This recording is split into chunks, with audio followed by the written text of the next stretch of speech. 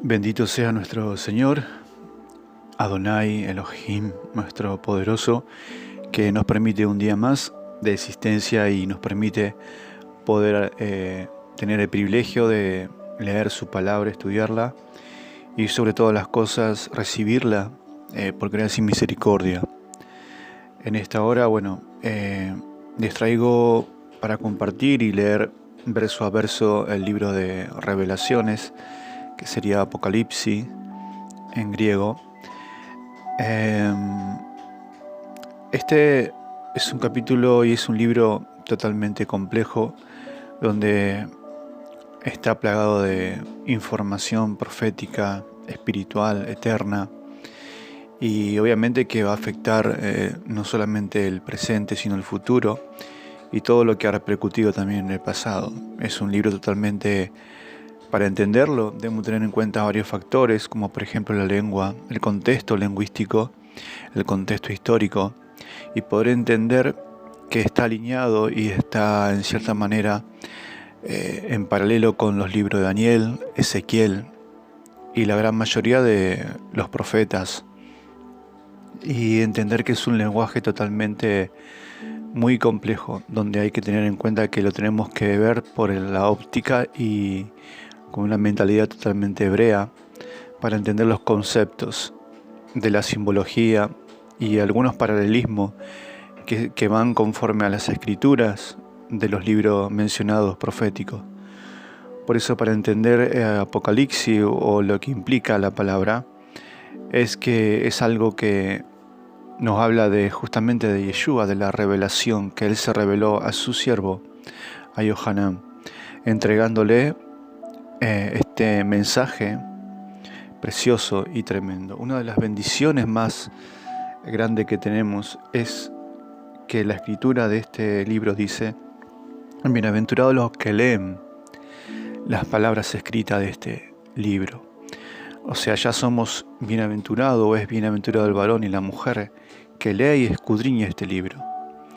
Ni hablar de estudiarlo, ¿no?, en su contexto original. Por eso hoy lo que vamos a hacer es leer el verso 1 en la versión hebrea, en la traducción hebrea, y rescatar algunos puntos en cuanto a algunas palabras, algunos detalles. Repito que no es en carácter de estudio, sino en lectura.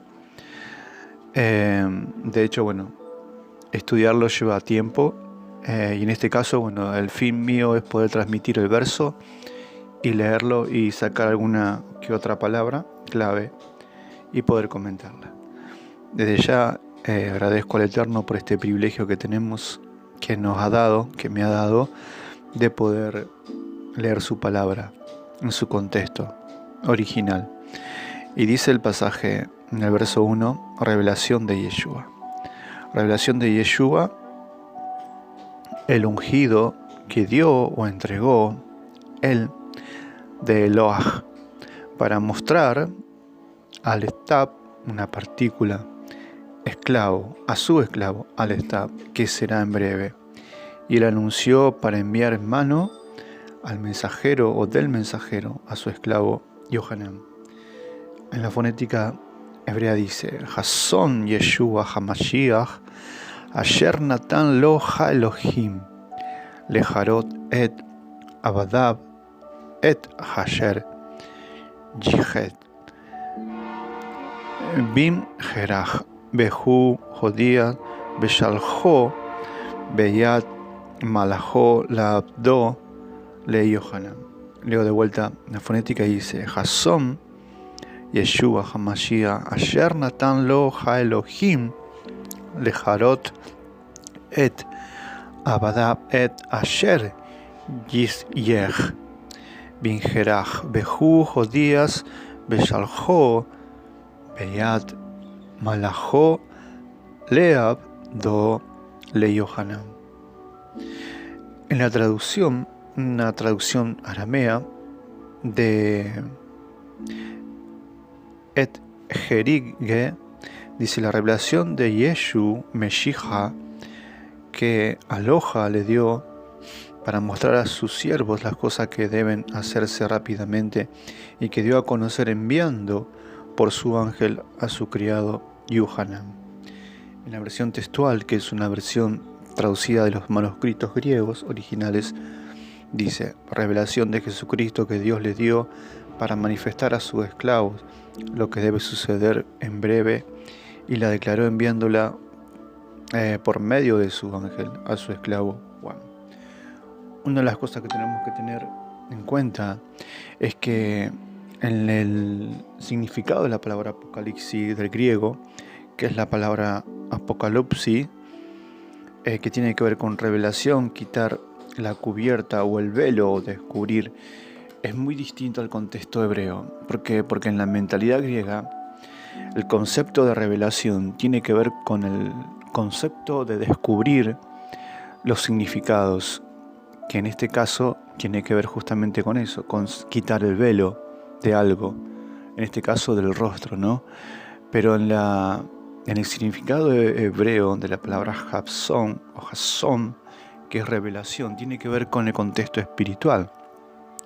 Es la parte que el Eterno se revela al hombre, se manifiesta por gracia y misericordia, no por mérito de hombre ni por pensamiento o por búsqueda humana en el concepto de la palabra griega, sino que en el concepto griego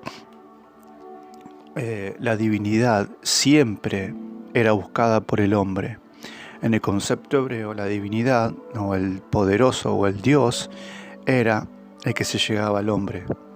Entonces, en este concepto tenemos que entender las escrituras en el contexto totalmente hebreo, arameo.